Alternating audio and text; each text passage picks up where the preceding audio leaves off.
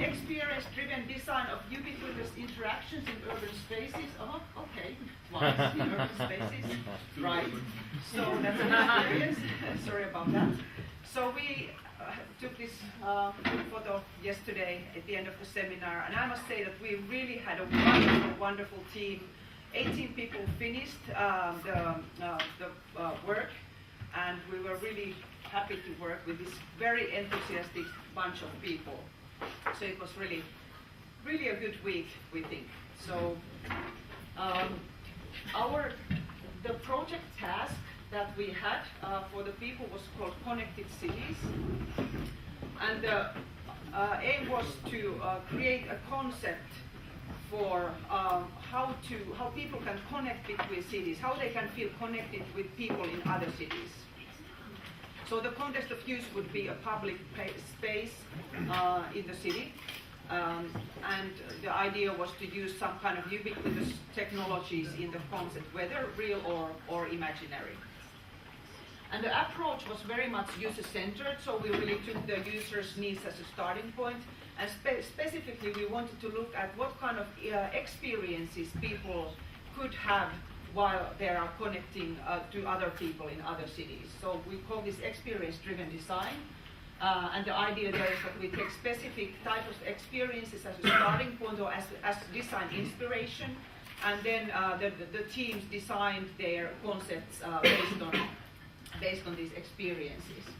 And in specific, we use these so-called Plex card or playful experience cards, which you perhaps don't see so well, but they are cards developed originally at Nokia Research Center, and they kind of defined certain types of experiences. So each group had a bunch of these experiences that they should use as sort of like design inspiration or design target in their concept design. So we had excitement, including thrill, humor, subversion, adventure with discovery, exploration and captivation, social, fellowship, submission, competition, and caretaking, nurture, sympathy, and control.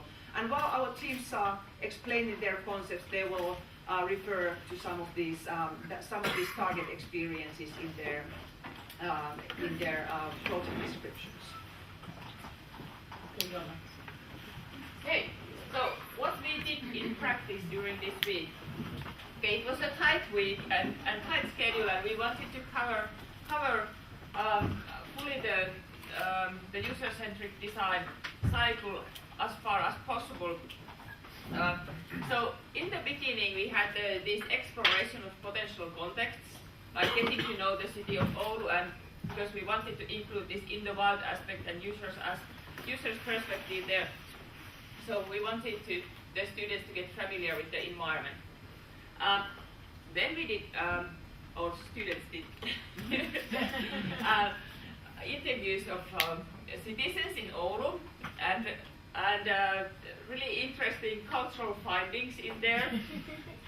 And yeah, of course, since we had this Finnish summer weather, it is amazing how much that also can have an influence to the process and what kind of feedback we receive from people. Okay, just an interesting side note. Okay, so after these interviews, after getting familiar with the context, we did design innovation, brainstorming, got familiar with this a few different type of brainstorming methods, and from that we progressed to the prototyping phase. And the prototyping in the context of this workshop is really like low fidelity mock-ups. So having cardboards and different really lo-fi materials to build an imaginary technology concept. And I'm sure in the next presentations we will see what really was born during this workshop. Okay, so after finishing or after having the mock-up in more or less in place, the students went to the city, collected feedback, and then did the prototype refinement. And in the end, as the last day was devoted to creating a video concept presentation about the use scenario and what the design was all about. So very dense week. Okay, so in the following day we will have 4 presentations by the teams, 10 minutes each. Please keep your time. We'll show some signs here when you have 2 minutes left.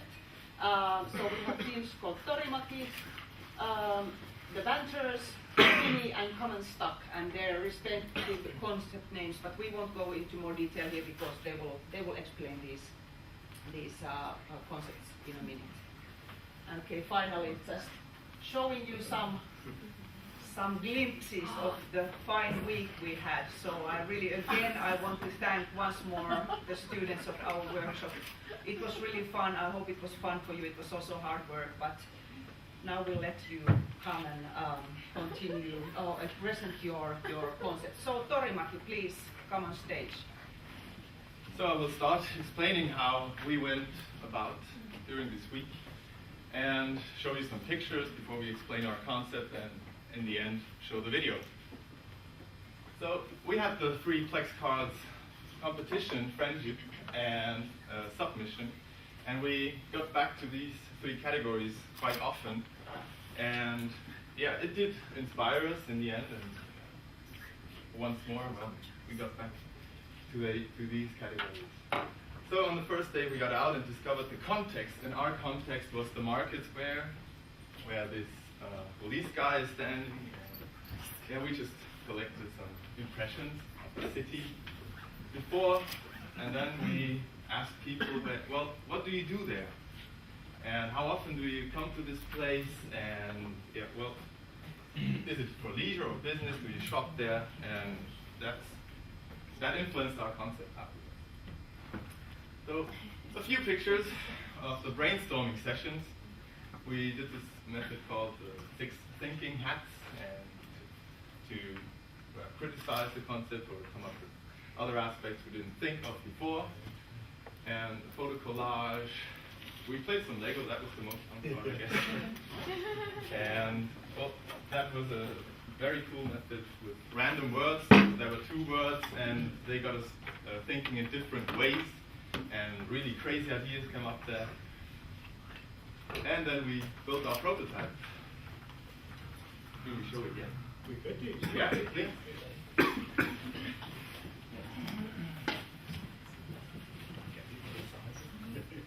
So that was the prototype in space. Just some cardboard, pens, and that's all. Just some rope. And then we took that prototype out in the wild and showed it to some people, and it attracted quite much attention. People just stopped and started looking at it, and they even took photographs of us. And that was pretty easy to get some feedback. So we collected feedback from 12, 15 people, I guess. And yeah, these 2 were very, very interested. And one said, well, this thing would make the world feel smaller, because the theme was connected cities. We will say something about it in a minute. And yeah, the challenges in the end were, we could have some sound in this wall, and I want to talk with other people in other cities. That's what would make me feel connected to other cities, and it would also be nice to see a picture. Okay, I would turn over to Graham then and explain what is this thing about. Okay. If we get this back up just slightly. So we took that feedback on board really, but in the end we made some design decisions and focused much more on the physical and tangible interaction, the physicality of who's there. So this is, can you see this is a global map essentially? And there are cities around, Tokyo, Mumbai, and Paris. So the idea is that some person in, say, Tokyo also has one of these. So in each city there's a board like this. And the person in Tokyo can pull the rope, and I can pull it back. So we had the idea of distributed intimacy as a tangible form of Okay, so that's it, I guess, for the first time? Yes. Do you want to see the video? Yes, please. All right, slide it over.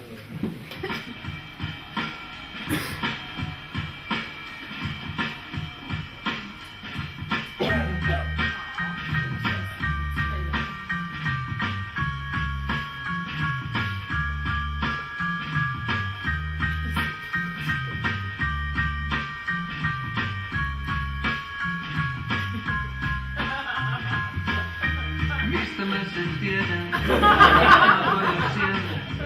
Pitäisikö mun jatkaa vai onko menty jo hukkaan?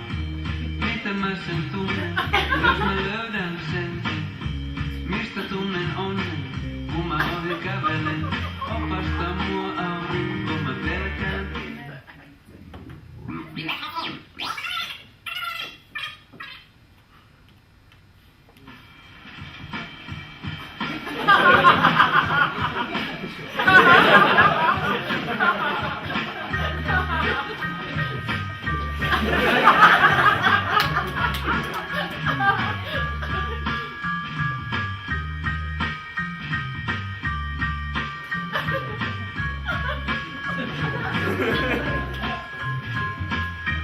Mistä mä sen tiedän, ollaanko jo siellä?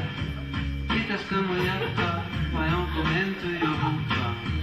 Miten mä sen tunnen, jos mä löydän sen? Mistä tunnen onnen, kun mä ohi kävelen? Opasta mua aurinko, mä pelkään pimeää.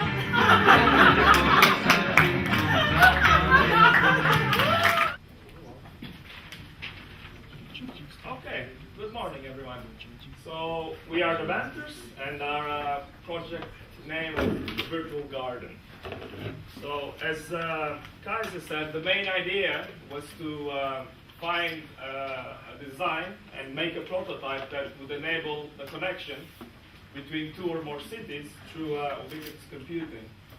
And also, as Kaiser mentioned, a lot of challenges in this particular contest, since as we found out, things were particularly introverted and hard to engage and get actual stuff from. So now I'll pass to Stella, which will talk about actual interviews. Yeah, where Okay. Sorry. Hi. So from there, we decided our target user group would be passengers and people that ride buses, because there's a natural connection between buses that are connecting people from one destination to another, as well as connecting people from one city to another across the world. So we decided to start our user group interview and use context analysis in the wild in a bus stop in Oulu. Next slide, please. And for the Plex cards, our theme is excitement. We actually, and within that, the sub-themes are subversion, humor, and thrill. But we actually struggle with the whole notion of using a Plex card. We don't find it quite useful. Like it was good as a design thinking tool, but for this particular exercise, we found it kind of hard to integrate humor while waiting for a bus. So, but actually, it was good that we went to the exercise and we tried to incorporate them, but it wasn't quite. We didn't use it at the end. Then we came up with the first concept idea, and here you can see images of it. So the idea is about virtual garden, which connects two cities, and it's doing by a gold garden. So on this side, there's a man from Oulu, and other side, there's a man from Paris, for example. And there you can see little pictures in the comments, and the design session, how we did it. So then after the first sketch, we wanted to make an iteration, and we had this four different methods to do the design. So there were 6 thinking hats, and then we built this collage. So and also built these Lego things about that concept. Yeah. So there's two different kind of concept ideas here. So this is more like an abstract thinking about this connection between bus stops and cities. And this is more concrete, like with solar panels and that sort of things. And there's a cat game, this is a cat out of the tree with the fish and that sort of thing. And this is our lo-fi prototype. You're going to see more about that in our video that we're going to present later on. So we use different kind of materials, but mainly we use paper. Let's see this prototype, or 3D material like the rose. But you can see the big screen represents like the display that is then actually at the bus stop. And the smaller ones represent screenshots like from the smartphone where you navigate or like select what certain features you want to have then on in the plant in the garden. And yeah, you will see them. And then about, so we designed this prototype and then we went out in the wild and tested it and evaluated, and we asked 5 different people to test it in different contexts. We went, we asked Simba, at the, well, it's at there, but then most of them we actually tried out in the, at the bus stop. And it was quite funny. A lot of people were laughing a lot while we tested it because we had to make some weird movements in the public in order to plant something or to sprinkle water on it. So, but they had fun. Well, what you can see, we were holding the digital screen then actually up there, and then we were sometimes, the plant was growing, and we moved the plant inside the display. So yeah, it was quite fun. Oops, sorry.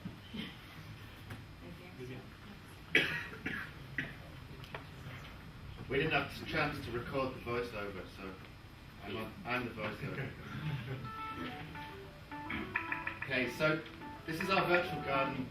No, that's the number. This is our lo-fi prototype, the virtual garden.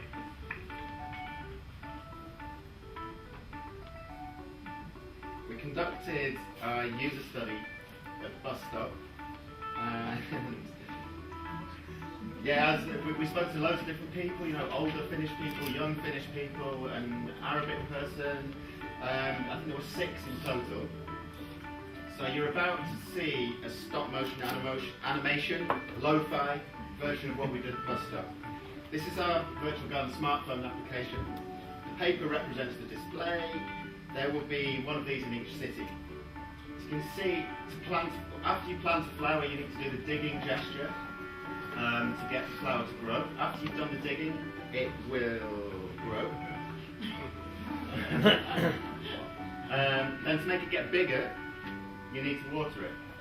So you do a sprinkling gesture and the display symbolises what's happened. But now some bugs have come, and to get rid of the bugs you need to do a spraying gesture with the off stuff. So we do that and the bugs come down and everything's better.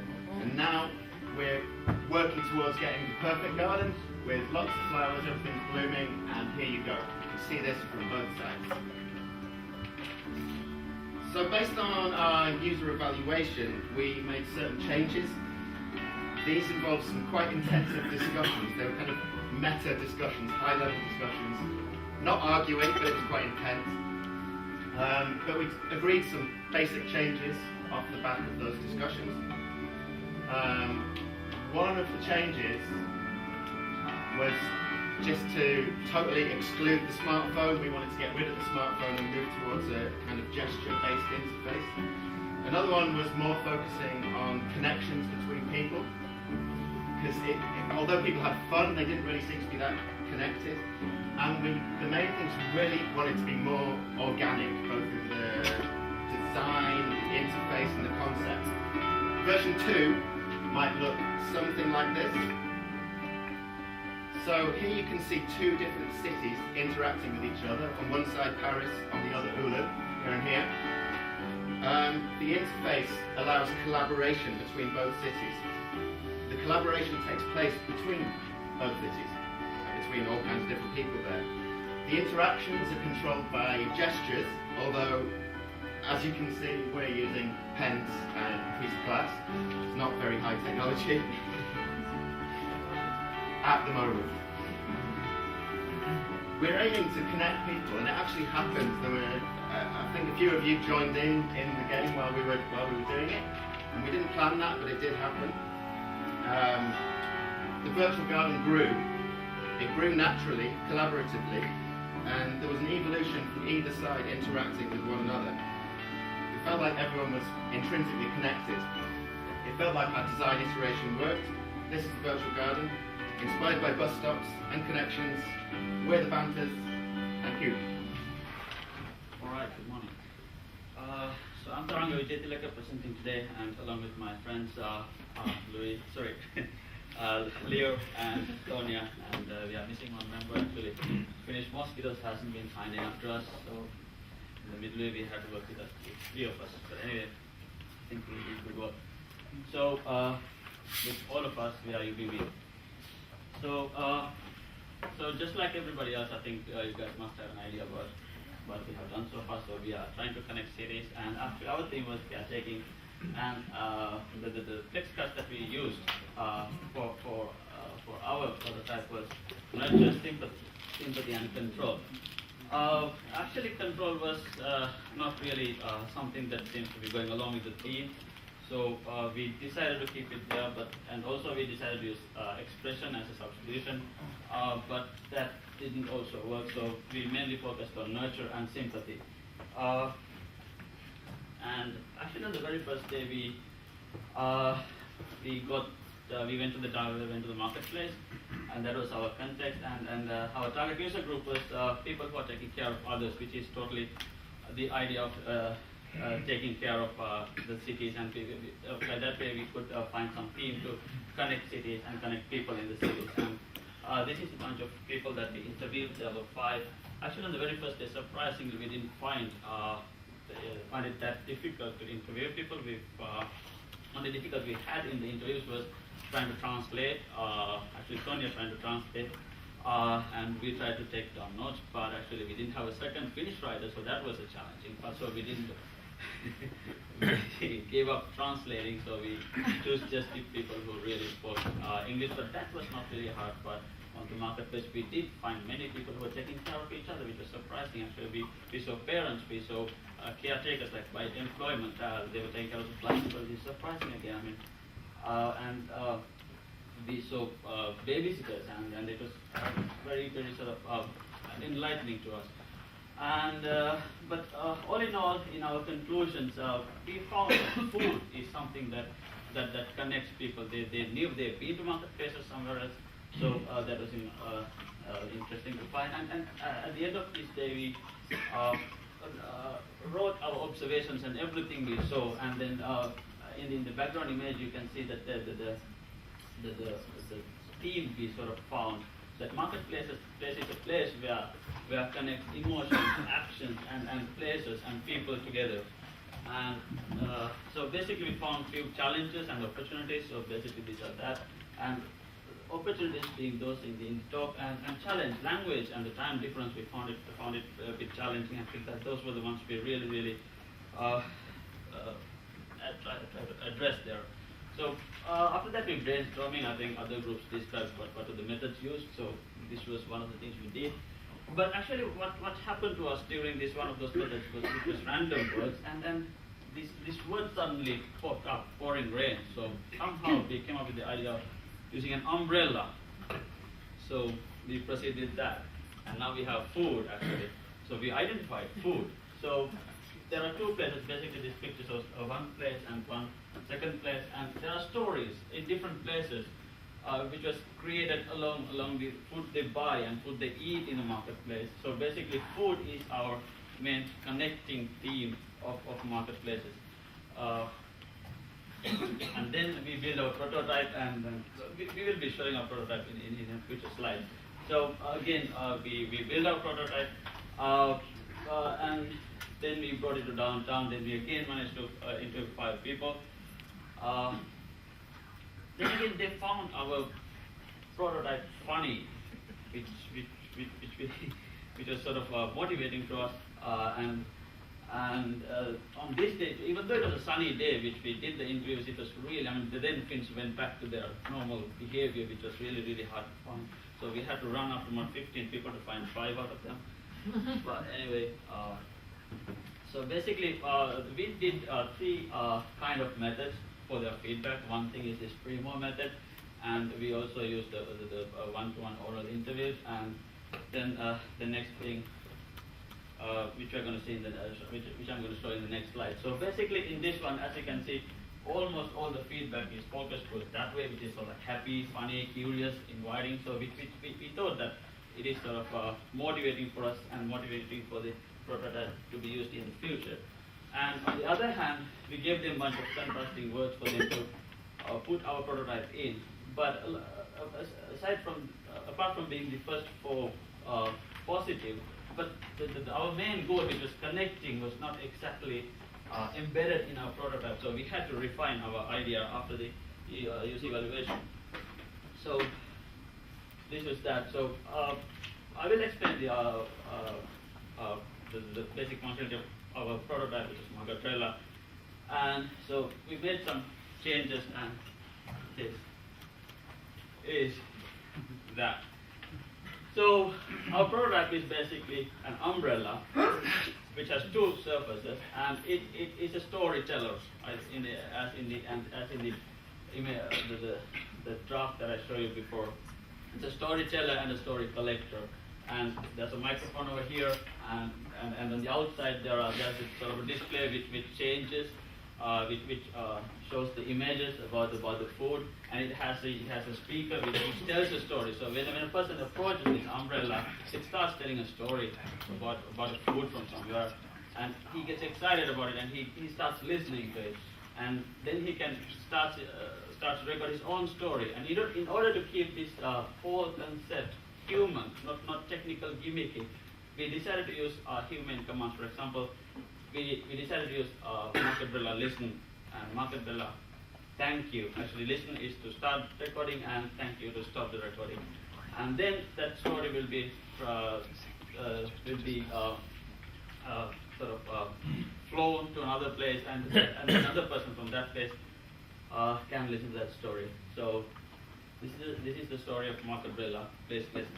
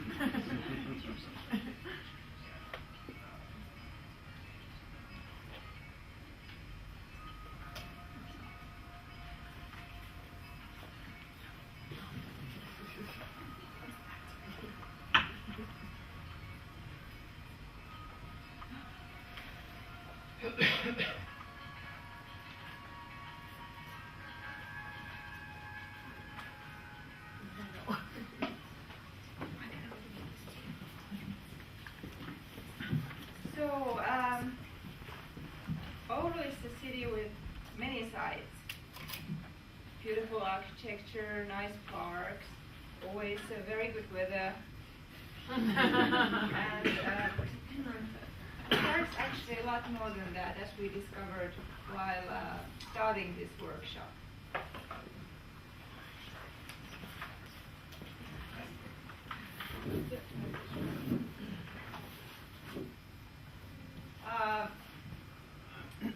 During the first days of our workshop, we get to go to the city center and meet some people there who were doing their things, and we wanted to ask them questions like, what do you do here? How do you experience this urban environment? Do you have any dreams? Do you want experience an adventure here? All these kind of questions. And we got quite many stories, interesting ones, but one thing that combined all of them was this surprisingly feeling of being disconnected. People really didn't have like fond memories, exciting experiences, or they didn't want to or couldn't expect an adventure coming up. So it was like feeling stuck maybe, couldn't place themselves in the environment. So that was a negative, surprising feedback we got. For example, we met this older gentleman who had quite strong opinions about Oulu. Actually, he didn't have anything positive to say about it. He didn't have any positive memories. Well, he had been living in Australia for almost 40 years, and then he had moved back here, but he was really like an extreme participant. He was so negative. And first we were a bit surprised, but then we thought he was actually one of the big influencers in our work later on.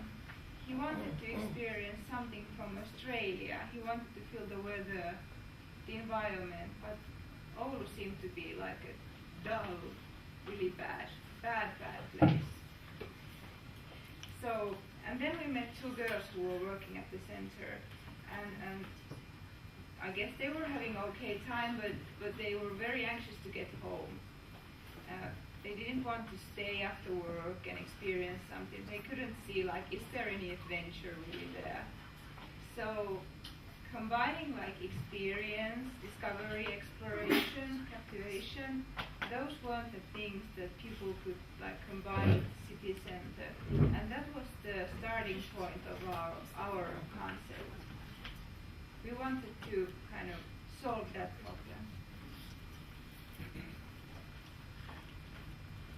So the process was absolutely fantastic. We had a really intense and interesting generation of ideation. So there were some incredible things. Once we began to look at the different ways that you could connect to the city, different ways that your body could connect to the world, this began to generate loads of really interesting ideas. So we started to look at different sensory modalities effectively. So, you know, usually you connect with the world through your eyes, your common sort of senses, your hearing, your touch. But we started to look at other ways that you might connect with the city. So we kind of explored this idea that you have 21 senses. So you have a sense of heat, a sense of balance, you know, all of these different ways that you can connect to the world. And this seemed like a layer that was missing from a lot of the ways that we engage with media at the minute and the ways that we engage with the street. So we started to begin to think about how can we begin to enable, and also we began to look at the idea that emotionality was something that, an experience that was perhaps missing from your experience of the city. So we began to explore how to sort of subtly nudge or connect people to the environment and perhaps give them some interesting ideas or experiences within the city to make them feel as though they were connected with not only their own city but perhaps other cities at a distance.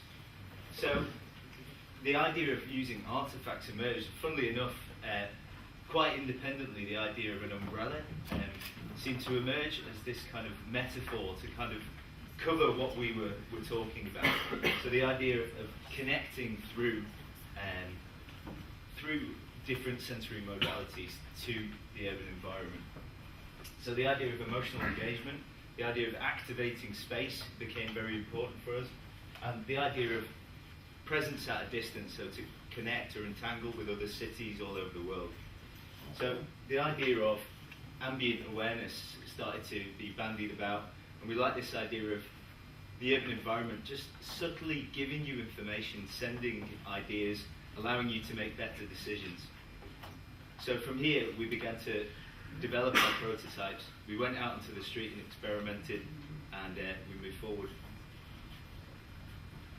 So these four key themes emerged. So moving from the left to the right, so from a primarily visually centric system to perhaps something that engages a deeper sensory modality. not just the 5 senses, but maybe all 21. From a superficial, cursory relationship with your environment to something that's a bit more deeper, connecting with your emotional self.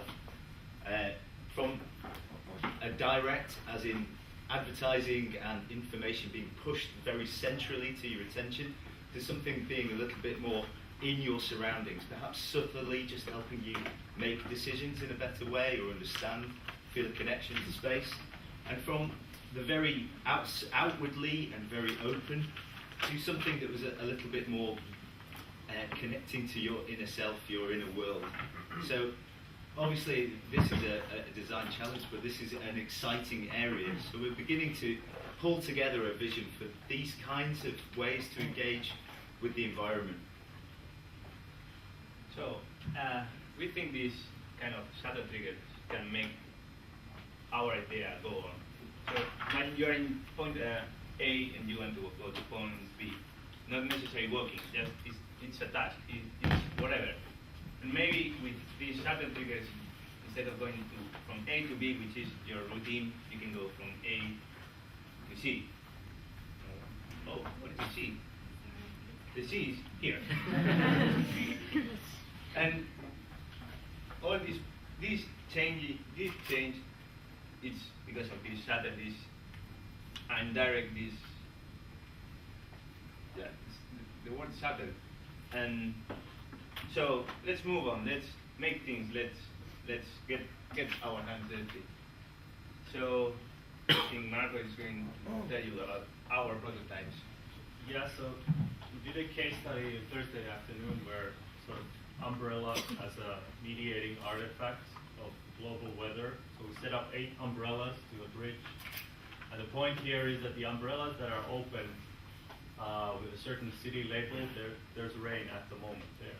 And the closed umbrellas are cities where there's not rain at the moment. We're sort of observing people and conducted 7 sort of short semi-structured interviews with some like emotion charting, PR, emo cards as well. And people were mostly surprised but also quite enthusiastic about this. Some people managed to connect or interpret the installation with weather. Interestingly, some people connected it with human rights or friendship cities or something else. And some people actually mentioned that this was, according to her, some kind of analytical installation that are far too rare in cities. So overall, this was, we got quite positive feedback on it, but then again, we only had 8 umbrellas, which was sort of maybe not as much as original vision. But anyways, this ran for about one hour in Thursday afternoon. Well, that's a little bit about our process. As Javier, Rashruti, Marco, Rob, and Marek, we'd like to share with you a vision that we have for Olum in the future. It is to add interactions to familiar urban artifacts and environments to create ambient awareness. Okay, so I know we're running slightly over time, but we have a 1.5 minute video to show you.